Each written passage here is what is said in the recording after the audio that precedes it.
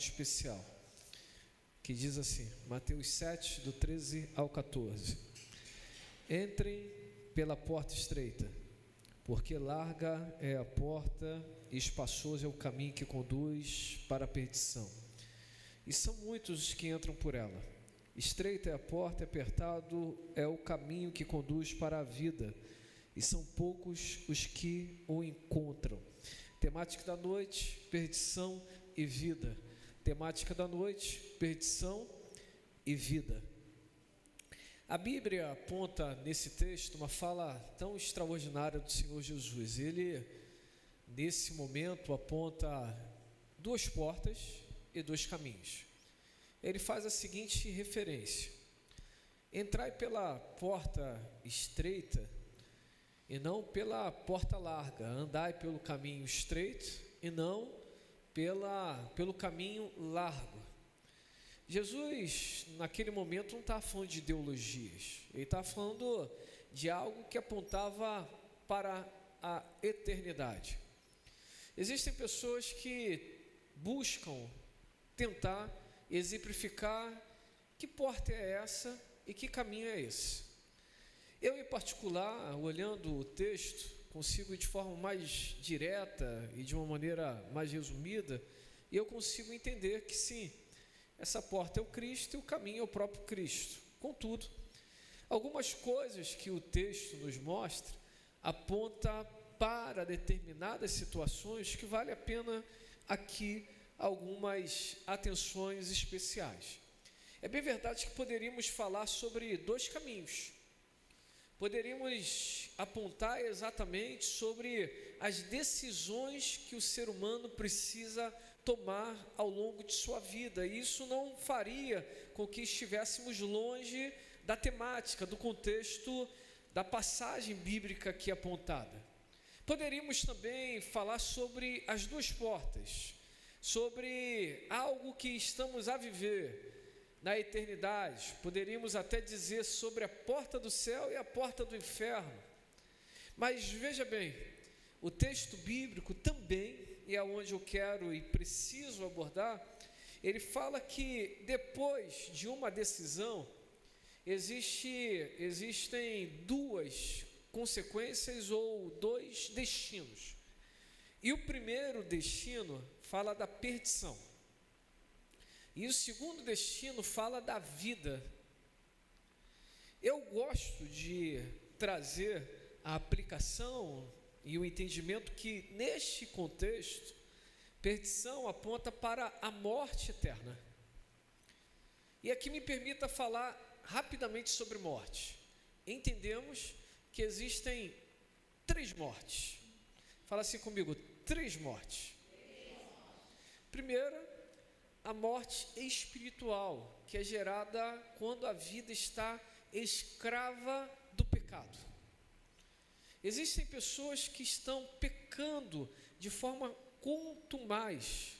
Não é aquela questão de pecar e pedir perdão, é aquela questão que a pessoa está presa ao pecado, está escrava do pecado. E às vezes uma das coisas que o pecado gera no coração da pessoa é vaidade e orgulho. E por vezes não poucas, essas pessoas dizem: eu posso até estar longe da igreja, mas nunca senti a presença de Deus como sinto hoje. Isso é uma ilusão de Satanás, isso é um engano de Satanás. Porque a verdade, a morte vinda pelo pecado é como aquela morte que você acha que está tudo indo muito bem, mas a sua força está indo embora. E quando você menos percebe, você já está morto. Logo, uma pessoa que está numa prática contumaz do pecado, ela está morta espiritualmente. Está ali longe da presença de Deus, e essa morte é real. Essa morte esteve sobre todos nós, e pode ser que esteja ainda sobre alguns que aqui estão ouvindo essa mensagem. Porque a pessoa sem Jesus, ela está morta para Deus. Não tem como viver, não tem como ter uma vida satisfeita.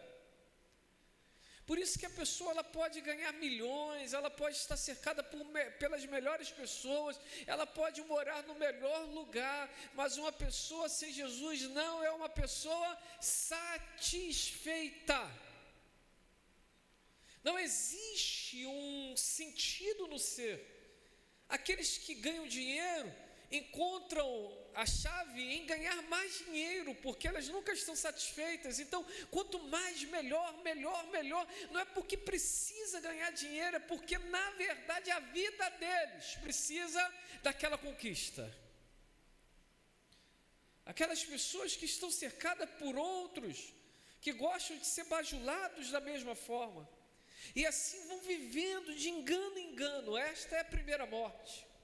Estão vivendo, mas estão mortos espiritualmente.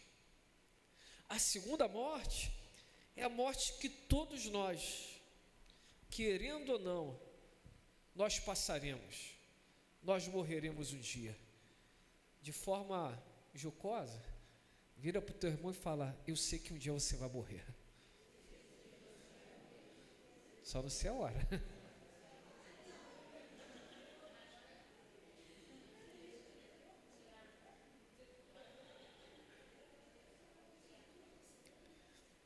Um dia todos nós morreremos. Por mais que cuidemos da vida, um dia todos nós morreremos. Semana passada eu tenho me aplicado a entender um pouco a nossa composição do corpo. E tem momentos que eu tenho aberto mão de ver vídeos que me fazem sorrir, e quando eu paro para ver, ou estou vendo o Botafogo, que hoje me machucou, bonito. O Ferraz ainda veio de azul hoje, só para me lembrar a derrocada.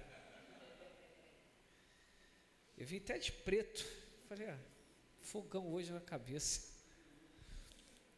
Mas olha, eu tenho buscado entender algumas coisas. E buscando entender a composição, como o nosso corpo reage.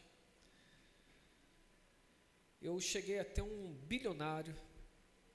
Ele vendeu uma das empresas dele e ele tem dedicado bilhões, que ele continua fazendo muito dinheiro, e ele vem lançando produtos para aumentar a vida do ser humano. E ele chegou a uma constatação científica que, se o corpo estiver bem ajustado, entendendo que a alma, ele não fala diretamente, mas digo eu, que o espírito é eterno, ele entende que quanto mais preparado estiver o corpo, mais ele terá vitalidade e logo também longevidade. Então ele vive uma série de cuidados, e ele é muito bem definido, controla item a item do corpo dele, e ele chegou até a falar que o ser humano tem que ter alguns cuidados, inclusive a alimentação, e ele em particular, a última alimentação dele do dia é 11 horas da manhã. E aí no outro dia ele acorda às 4 horas e tem toda uma forma ali, onde o corpo reage melhor, e ele tem os momentos de movimentação dele, de alimentação muito regrada, muita coisa. E hoje a empresa dele é uma das que mais cresce entre os milionários e bilionários, porque aquilo que ele vem fazendo com os alimentos, às vezes pó, literalmente, vem trazendo esse conceito de uma vida mais longa, a longevidade. Pensando nesse bilionário, e é justa a atenção dele quanto ao cuidado do corpo. Eu acredito que todos nós devemos ter um cuidado do corpo. Nós sacrificamos demais o nosso corpo. Se eu na minha infância e na minha juventude, na minha adolescência e juventude sacrifiquei, ainda mais aqueles irmãos que já passaram da casa dos 50 anos. Todos nós levamos à exaustão o nosso corpo. É só assustador que os da nova geração têm gastado o corpo de forma errada. Às vezes perdendo o sono, não na balada, que já estava ruim, mas às vezes por causa de jogos, por causa de internet, quando na verdade deveriam estar ali, dando o descanso necessário ao corpo, dormindo, descansando, também trabalhando quando necessário. Mas abordando esse bilionário, ele está fazendo de tudo para trazer o sentido de longevidade, e ele até chega a dizer sobre a não morte. É uma saga dele, é uma linha de pensamento, mas até para ele, digo eu e a palavra, a morte vai chegar. Porque por mais que ele estenda os anos de vida e viva muito bem, o poder da vida e da morte não está no cuidado, ainda que nós tenhamos que ter, mas não está no nosso cuidado ou o quanto queremos, está nas mãos do Senhor. Então a morte vai chegar para ele. Por mais que seja esse um dos assuntos complicados de se tratar, ainda mais no púlpito, paz, meus irmãos, a morte chegará para todos nós. A minha oração é só que, quando tiver que partir, que seja algo que glorifique o nome do Senhor, que seja algo leve. Mas como vai ser, nós não sabemos. O fato é que todos nós morreremos. Essa é a segunda morte. Todos nós morreremos. O fato é, se o nosso corpo ele é temporal, o nosso espírito é eterno. Logo, entendemos na perdição que existe uma terceira morte. Fala assim comigo, terceira morte. Que é a morte eterna.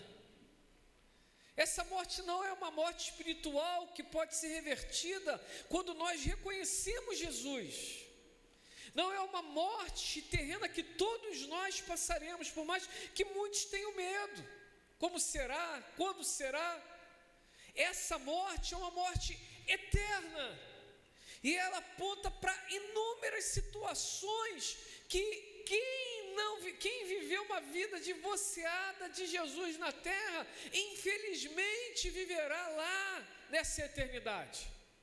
Tem pessoas que acreditam que nós somos pessoas que morreram, tem um período lá de limpeza espiritual, depois reencarna.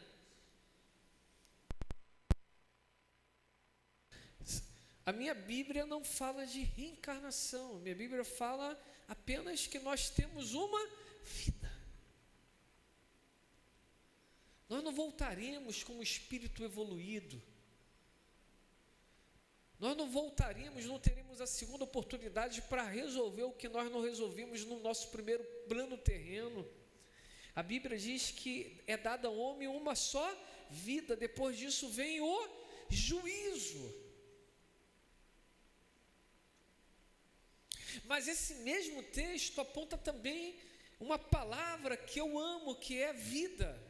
Se no término de uma decisão em entrar na porta larga, depois de ter caminhado pelo caminho largo, o final é perdição, a Bíblia diz para nós nos esforçarmos, e a palavra no grego, aí para esforço, não é que a vida vem por causa do nosso esforço, mas ele aponta que para nós andarmos neste caminho estreito e andarmos nesta porta estreita, passaríamos agonias.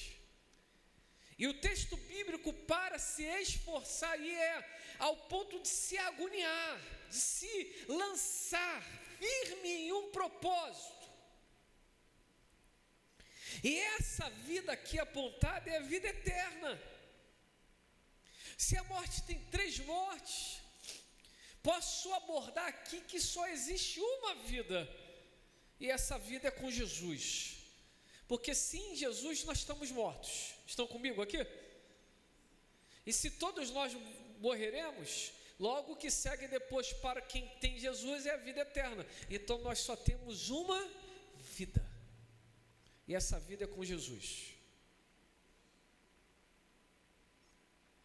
Diante dessa introdução, eu quero destacar 3 coisas aqui incríveis. Primeiro, o inferno. Diga assim comigo, primeira verdade. O inferno. Vira para o teu irmão e fala, o inferno. Tem gente que vai fazer até o sinal da cruz, está amarrado. O sangue de Jesus tem poder. Quero saber de inferno na minha vida.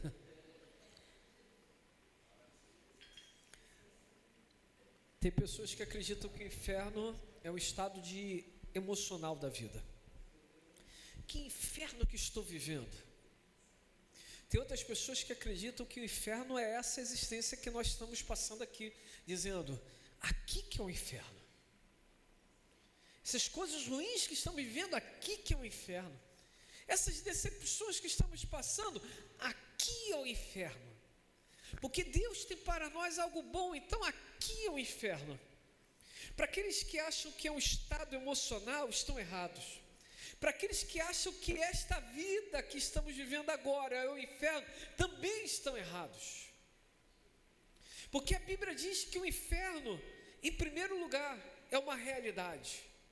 Mateus 25:41 aponta algo muito especial. Mateus 25:41 diz algo incrível. Então o rei dirá também aos que estiveram à sua esquerda. Eu ia fazer uma piada aqui, mas deixa para lá. É perigoso. Olha o que a Bíblia está dizendo, hein? Então o rei dirá também aos que estiverem à sua esquerda: afastem-se de mim, malditos, para o fogo eterno, preparado para o diabo e seus. O inferno não é emocional, o inferno não é daqui, o inferno é uma realidade, primeiro ponto. Segundo, o inferno é um local. O inferno existe. Terceiro, a Bíblia aponta, e tem vários textos, mas eu precisarei encurtar. A Bíblia aponta que esse lugar é um lugar de tormento e dores, de ranger de dentes, de angústias, de lamentos, de sofrimento eterno. Algumas versões dão a entender que é o local onde quem está lá, como no caso do rico e Lázaro, está ali desejoso para que aqueles que ele ama não cheguem ali. É bem verdade que existe uma aplicação para esse contexto, mas me permita aqui aplicar conforme essa passagem e dizer, é um local de entendimento, nós lembraremos o porquê estamos ali.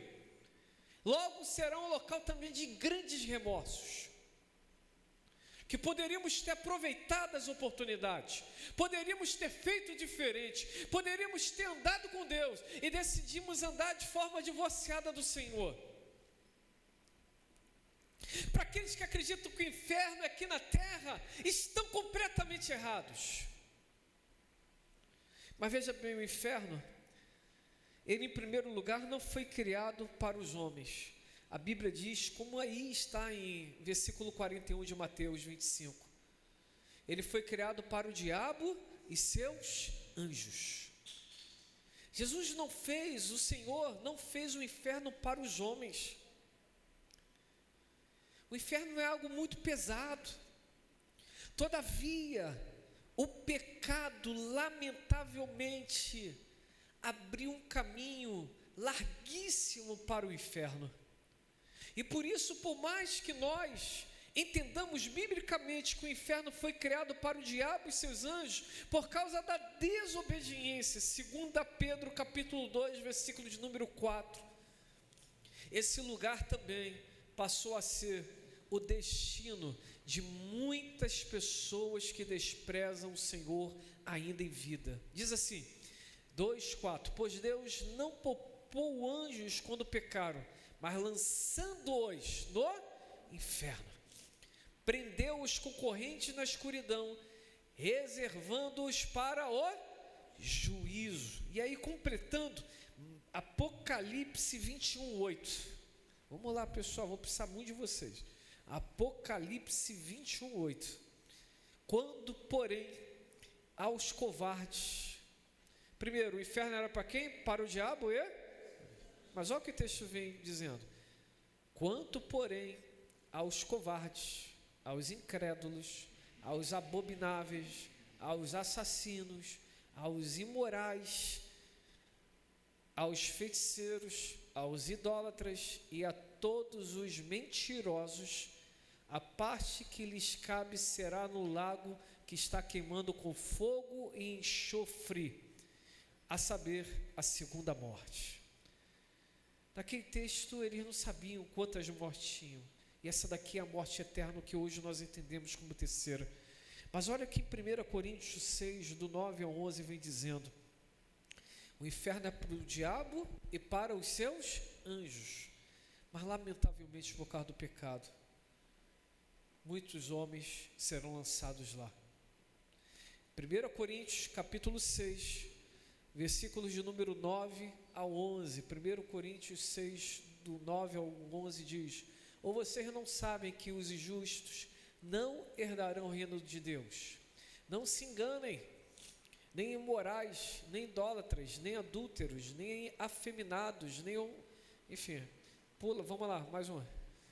Nem ladrões, nem avarentos, nem bêbados, nem maldizentes, nem roubadores herdarão o reino de Deus. Alguns de vocês eram assim. Olha só, alguns de vocês eram assim, mas vocês foram lavados, foram santificados, foram justificados no nome do Senhor Jesus Cristo e no Espírito do nosso Deus. Um dia perguntaram, então é só seguir a cartilha do que não fazer, que eu não vou para o inferno? Não, o que você tem que fazer não é se prender àqueles pecados ali redigidos, mas é entender que na verdade você, para não ir para o inferno, você precisa andar em paz com Deus. Porque você pode dizer assim, como o rico, jovem rico: eu nunca fiz isso, eu nunca cometi imoralidade, eu nunca menti, nunca fiz isso, então eu estou no céu. Não, se você não tiver Jesus, lamentavelmente você pode ir para o inferno, nunca tendo bebido, nunca tendo fumado, nunca tendo roubado, nunca tendo matado. Mas o fato é, se não tiver Jesus, não alcançará, não herdará os céus.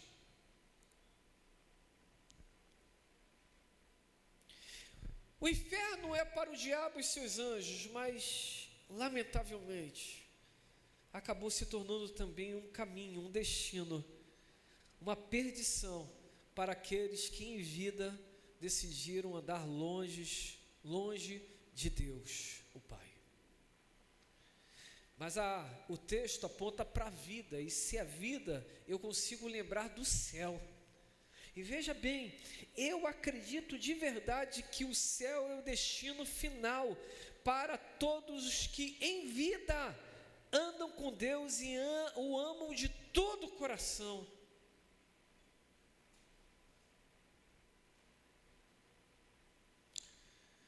Em primeiro lugar, eu acredito de verdade, João 14:2. João 14:2 diz assim, João 14:2: na casa do meu Pai há muitas moradas. Se não fosse assim, eu já lhes teria dito, pois vou preparar um lugar para vocês. Veja bem, assim como o inferno, o céu é uma realidade. Não é um mundo paralelo. O céu é uma realidade. Segundo, o céu é um local. Vira para o teu irmão e fala assim: o céu existe.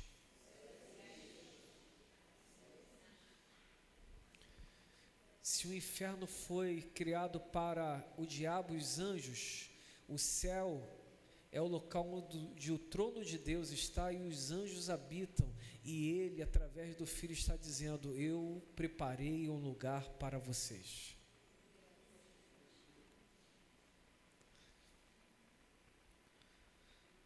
No céu, o céu é um lugar de consolo e de vida. Lembre-se, é lá que Ele enxugará dos nossos olhos todas as lágrimas.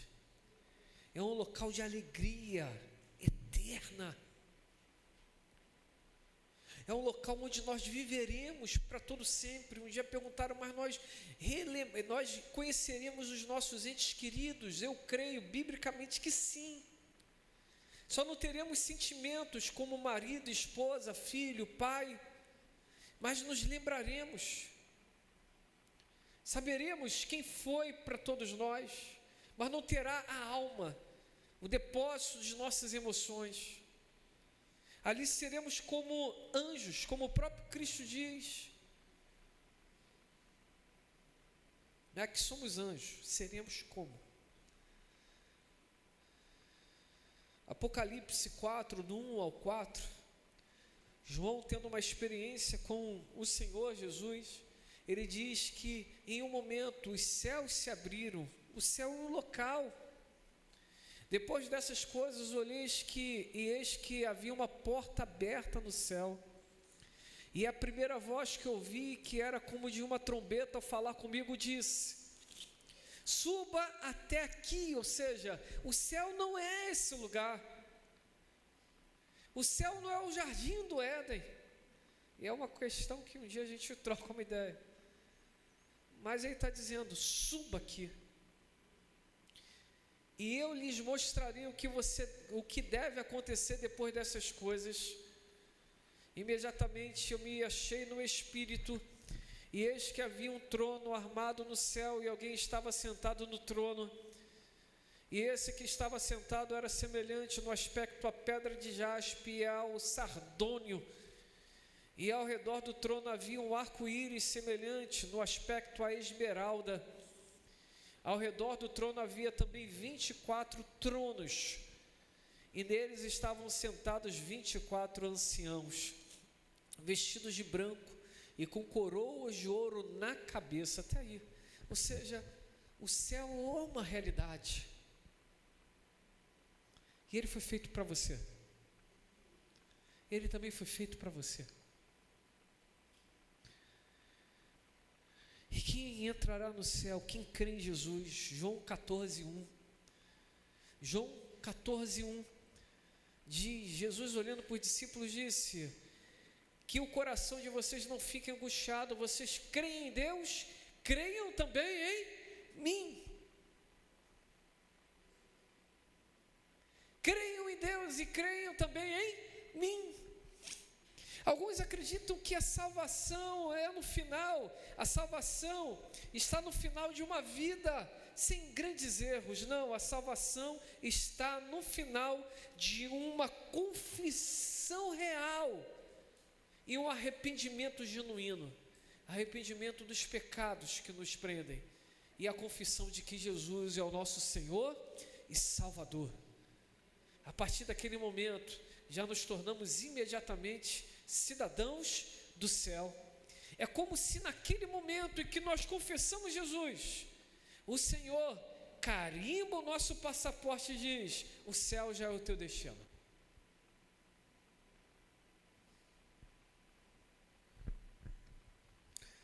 O céu é uma morada eterna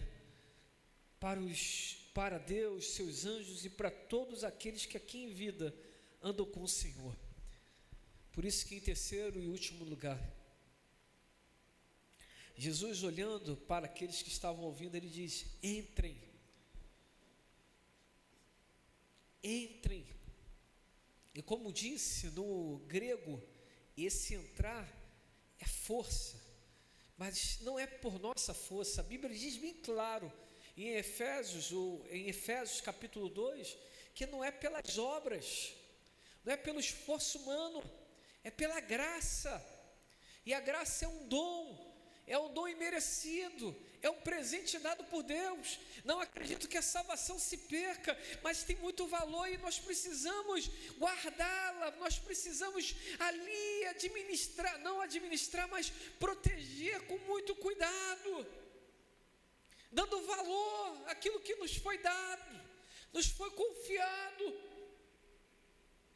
Por isso, o que nós podemos fazer para entrar, fugir da aparência do mal?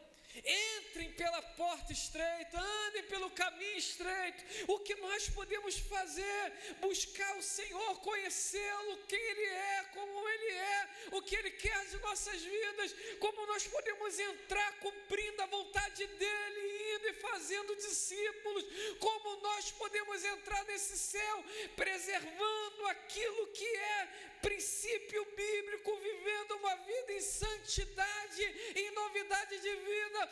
Como podemos entrar nesse céu valorizando aquilo que Jesus conquistou na cruz? Sim, em cada momento, em cada decisão, em cada pensamento, em cada palavra, em cada gesto, em cada passo, que nos conheçam como pequenos cristos, que façamos guerras contra o nosso próprio eu. Entrem por essa porta estreita, que façamos guerras contra o pecado que dioturnamente bate a porta do nosso coração. Entrem por essa porta estreita, que façamos guerras, às vezes as zicas que chegam à nossa mente e que tentam vir como esfriamento espiritual, que continuemos preservando a chama acesa do Espírito Santo em nosso coração, que não deixemos que as dores desta vida, que as angústias dessa vida tirem a alegria da salvação do nosso coração. Em terceiro lugar, tome essa decisão. Hebreus 3, do 7, versículo 7, parte A do versículo 8 diz: por isso, como diz o Espírito Santo, hoje, se ouvirem a sua voz, não endureçam o seu coração. A palavra que foi liberada para o povo quando estavam no deserto, no Egito, saída do Egito, e que foi repetida pelo autor da carta aos Hebreus, também hoje, através do Espírito Santo, está sendo propagada a partir de Jardim Meriti, dizendo: se hoje você ouvir a voz do Senhor teu Deus, não endureça o seu coração. Concluo essa mensagem. O dia para essa decisão se chama hoje. Alguns dizem: mas eu tenho tempo. Nós tratamos nessa mensagem que a morte um dia vai chegar para todos nós e nós não sabemos quando será a morte. Pode ser que hoje seja o último dia da sua vida. Pode ser que essa próxima hora seja a última hora da sua existência. Mas Jesus diz: se hoje você ouvir a voz do Senhor teu Deus, se hoje você ouvir a voz do Senhor teu Deus, não é amanhã, não é daqui a pouco, é hoje. Um dia eu conversava, evangelizando uma pessoa, e a pessoa falou: mas a salvação não é para mim. Mas por que não é para você? Porque eu sou muito pecador. E eu disse para essa pessoa: então é para você que essa salvação foi liberada. E ele, naquela desculpa, disse: não, mas eu tenho que consertar muito a minha vida. O homem sem Jesus nunca conseguirá consertar a sua vida. Quer saber uma verdade? Na verdade, espiritualmente, o homem só consegue consertar por causa de Cristo Jesus, nosso Senhor. Não é por quanto somos perfeitos ou quanto fazemos as coisas corretas, mas é pela graça, é por causa do Cristo. O grande homem de Deus, um dia falando que quando o Senhor olha para a humanidade e quer dedicar o juízo, ele diz assim: agora eu vou cobrar da humanidade o que eles estão fazendo de errado. Mas quando o Senhor, o Pai, está pronto para trazer o juízo sobre a terra, ele olha para um bocado de crente, e na verdade ele, quando está estendendo as mãos para juízo, ele recolhe e libera a misericórdia. Aí um dia perguntaram: mas por que ele faz isso?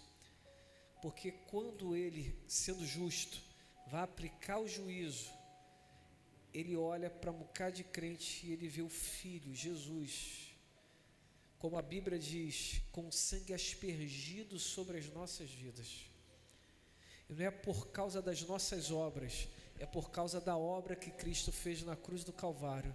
Ele diz: o preço já está pago, está quitada a dívida de sangue que estava sobre eles. O preço já está pago.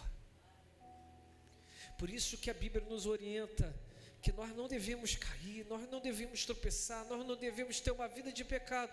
Mas se por acaso, se por algum momento nós errarmos, se nós pecarmos, se nós falharmos, nós precisamos tomar posse da promessa eterna de nos voltarmos para Deus, confessarmos os nossos pecados ao Senhor e recebermos o perdão que é garantido pelo Senhor para as nossas vidas. Nós não devemos ser como os orgulhosos que dizem: mas eu sempre estou caindo, eu não vou mais pedir perdão. Se você não receber esse perdão da parte de Deus, você não vai suportar a sua existência. Por isso, filhinho, vos escrevo para que não pequeis. Mas se você pecar, saiba que tendes um advogado no céu, que perdoará os vossos pecados e vos purificará de toda a iniquidade. Até o pedido de perdão, nós precisamos entender que não é por causa da gente, é por causa dele. O pecado não pode nos afastar dessa verdade. Se você pode, fique sobre os teus pés. Eu quero fazer 2 momentos. O primeiro momento, se você entrou nesta casa e está dizendo assim: meu Deus, eu preciso tomar uma posição com Jesus hoje à noite. Se você ainda não confessou Jesus como Senhor e Salvador da sua vida, hoje é a noite, não é amanhã. Se hoje ouvir a voz do Senhor teu Deus, não endureça o seu coração. Hoje você não pode sair daqui pensando: mas eu preciso resolver minha vida. Sem Jesus você não vai conseguir resolver sua vida. Primeiro a gente começa, entrega o controle na mão dele e ele coloca tudo em ordem. 2, talvez você esteja longe do caminho do Senhor e hoje é o dia do retorno. Hoje é o dia de deixar o orgulho de lado, de falar: mas eu estou errando tanto. Você está errando porque você está longe de Deus. Só tem uma forma de acertar, voltando para Deus, e Ele vai te dar a força necessária. Você vai receber uma família da fé para também te edificar e te ajudar nessa caminhada. É hoje. E terceiro e último, nós teremos batismos. E se você entende que esse é o momento para a sua vida, hoje é o momento.